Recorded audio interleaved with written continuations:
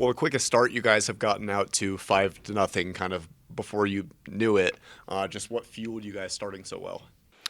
Yeah, I mean, we've looked at through the first three games. We looked at sort of okay, the first five, last six, middle 28, and what we saw was really first five we've been doing okay. Because what happens is in games is first five everybody's always ready to play. There's an energy. There's like everybody's gung ho.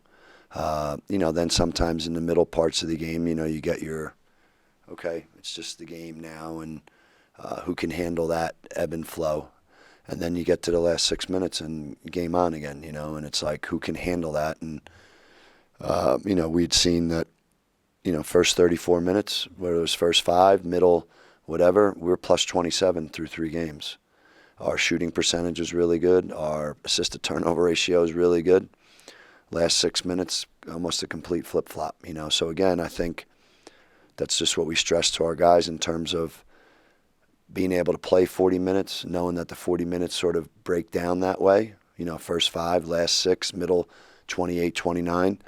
And, I thought today we came out and obviously, like you said, 16-5, whatever that was, a good start. And what I liked the most was, because of that start, the game sort of turned into, right at that juncture, almost the way the last 6 minutes of a game are. Like they sort of tried to ramp up. They're down 11, and they turned it into that. And, we sort of weathered that in the first half. And, we're up 12, and I told our guys at half, it was a good half for us because it seemed like it was the last 6 minutes of a game for the last 14 minutes of the half. So, and then I think we did a good job in the second half. And because of that, we got down to the last 3 minutes, and, okay, maybe it's not a game anymore. And that's called playing 40 minutes, and I thought we did a much better job of that today. Third game in a row, Ethan's gone over 20 points. What has allowed him to take the next step as being a really strong scorer for you guys? Well, it's like we talked about in the preseason. I gave him a role, changed his role, and I said, this is what we're going to try to do, and this is what I need you to do in terms of his energy level offensively and cutting and moving and, being more precise and just having that kind of energy, and he has it, and it really comes down to, having that kind of energy. He has the knowledge because he's played so much college basketball, but he's really gotten better right now at just having that sort of energy that's required.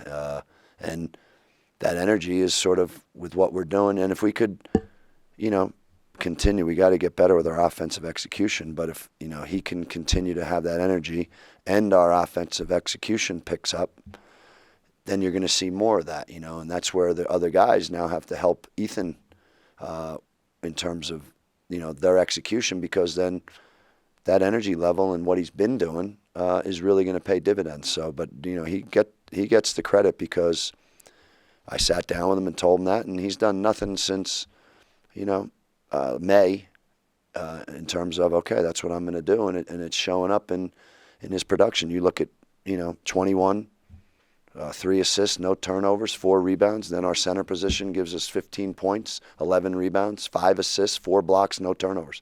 So our center position and Ethan, 0 turnovers in, complete game, almost complete game, 80 minutes. Opens the door for a third guy to play well, and Jeff Mills really played well today. Crazy high number of free throws you guys shot tonight. Was that something where Lindenwood was just that physical? The refs were calling a lot. What was your take on that? Yeah, I mean, I think a lot of it could come down to what I said, a little earlier. We got, 16-5, and right at that juncture, they made a decision to say, okay, we got to change sort of how we're playing. That lend itself to more fouls. Probably, it did, obviously. And they made their fouls. I thought we did a much better job as the game went along of making our fouls. And to your point about Ethan, if he can keep playing with that energy, he'll find his shots. But more importantly, they'll be working to try to stop him from getting the shots, and then maybe he's dry and he's getting fouled, and that occurred. So, but it would definitely, first half was, turned into a little bit of. But again, like I said, I thought we sort of handled that adversity. I think they might have cut it to 5 one time, maybe.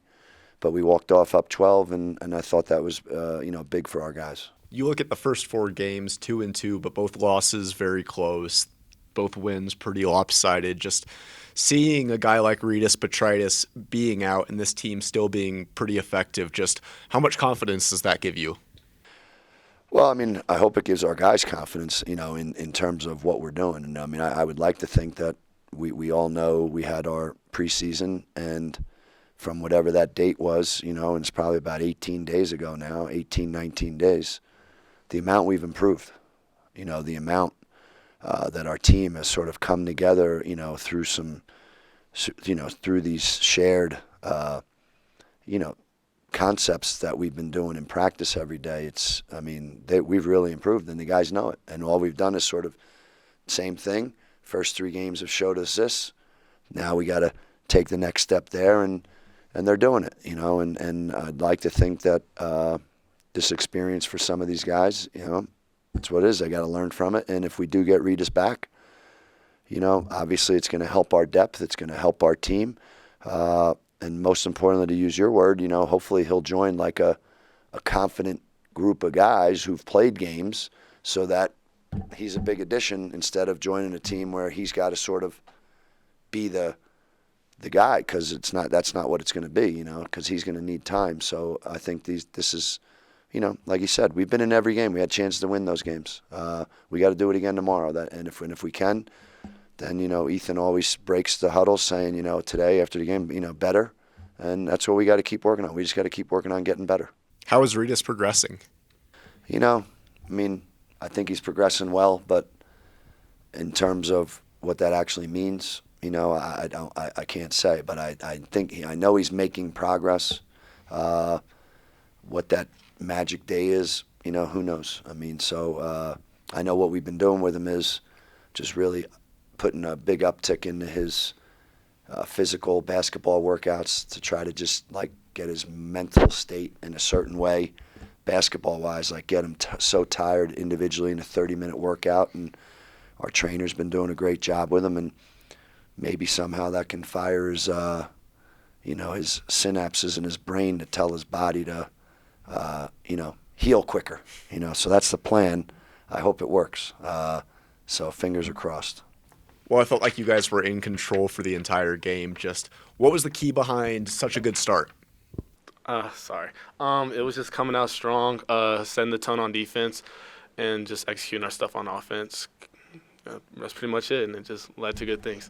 What did you guys learn on that road trip? You guys win pretty handily over Long Island, and then at one point get back into the game against Delaware. I felt like, with a few exceptions, some really good basketball overall. Just what did y'all learn? So this week in practice, we've been preaching just playing the whole 40 minutes, not just 34 minutes at a time. So I think we just played the whole 40 minutes well.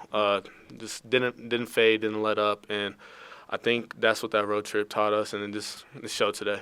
A lot of free throws today. Was that something where they were just super aggressive? You guys did a good job drawing the fouls. How did y'all get to the line so much? I'd say it was a mix of the refs just calling it a lot and that. Because, it's about the same every game. It's just which refs are going to call it like that and which aren't. So, yeah, that's why we had a lot of free throws.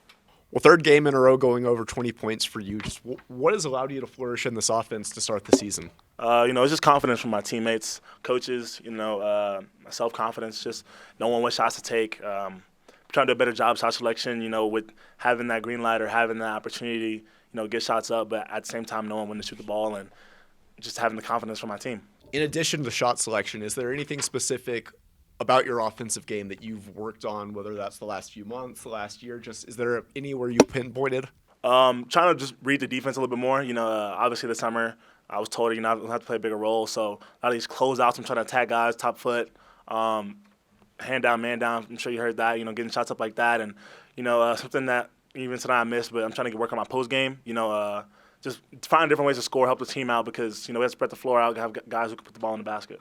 How confident are you seeing the record 2-2 still, but you guys were in both of the losses. Saying this without a key player like Rytis, once Rytis gets back into the lineup, just how confident are you? Oh, I'm loving it right now.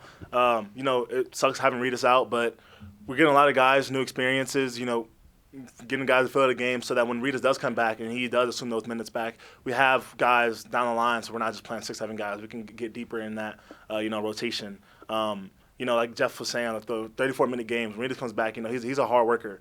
But having those new guys, if guys get in foul trouble, it's just adding more depth. So I'm liking it right now.